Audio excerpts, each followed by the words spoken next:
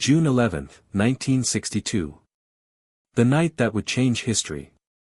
Three men, Frank Morris, John Anglin, and Clarence Carnes, hatched a plan to escape from the infamous maximum security prison on Alcatraz Island. But as the sun set over San Francisco Bay, the question echoed through the shadows: would they succeed, or succumb to the unforgiving waters? Years later, in 2013, a curious park ranger stumbled upon these small, intricately carved rocks. They bore an eerie resemblance to a message from the Anglin brothers' lawyer, claiming they were still alive after their daring escape. But was it just a clever ruse, or a genuine cry for help? Frank Morris, the mastermind behind the escape, had been planning this moment for months. He had fashioned intricate papier-mâché heads to deceive the guards into thinking they were still sleeping in their cells. But as we'll explore, there was more to Morris's plan than meets the eye. At 9:58 p.m., the three men slipped silently off the roof, disappearing into the darkness. They navigated treacherous terrain, avoiding guards and rangers as they made their way to a nearby boat waiting for them in the bay. But what happened next would shroud them in mystery forever. The investigation into the Alcatraz escape was launched on June 12, 1962, just hours after the men were reported missing. But the FBI had a problem: no bodies, no signs of struggle, and no clear evidence of how they escaped.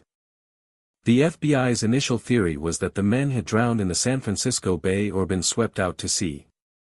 But as investigators searched the island and surrounding waters, they found no signs of foul play or any indication that the escapees were still on the loose. Frank Morris was a seasoned escape artist with a proven track record of evading capture. His plan for Alcatraz was meticulous, involving homemade tools and clever use of ventilation shafts. But did he have an accomplice, or a plan B? As the investigation dragged on, public interest began to wane. The FBI officially closed the case in 1979, concluding that the men had likely drowned or been swept out to sea. But many questions remain, and some believe that the truth about what happened on Alcatraz is still waiting to be uncovered. On June 11, 1962, FBI agents Tom Thomas and Bill Raffetto interrogated John O'Keefe, lawyer for Frank Morris, one of the escaped prisoners. They revealed a chilling detail: the inmates had created fake heads using soap and paper to fool the guards during head counts. The prisoners' clever deception used these fake heads to avoid detection. But where did they go after escaping? One theory suggests they might have made it to the mainland, using a hidden cove on the north side of the island. FBI investigators later interviewed a group of local fishermen who reported seeing two men in a small boat, matching the description of Morris and Anglin, on the morning of June 13. Was this the first sighting of the escaped prisoners? Theories abound about the escapees' fate, but one thing is certain: no bodies were ever found. Some speculate they might have been picked up by a passing ship or made it to freedom on their own. Others believe they succumbed to hypothermia or exhaustion in the treacherous waters surrounding Alcatraz.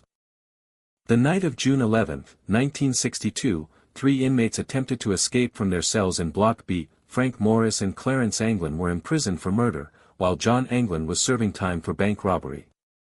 According to official reports, they used homemade keys and duplicate laryngoscopes to evade detection.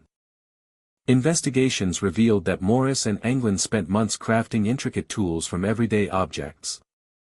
They fashioned wooden spoons into crude keys, which were then used to unlock their cells. But did they have an accomplice within the prison walls?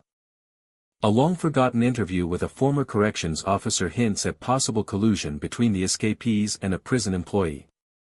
But is this just speculation, or did someone genuinely aid in their escape? The FBI's extensive search and investigation turned up no signs of Morris, Anglin, or their escape raft. Some believe they drowned in the turbulent waters or were swept away by strong currents.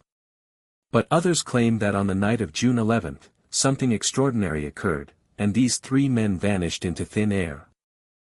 For decades, the FBI maintained that all six men involved in the Great Escape were either captured or drowned trying to swim to freedom.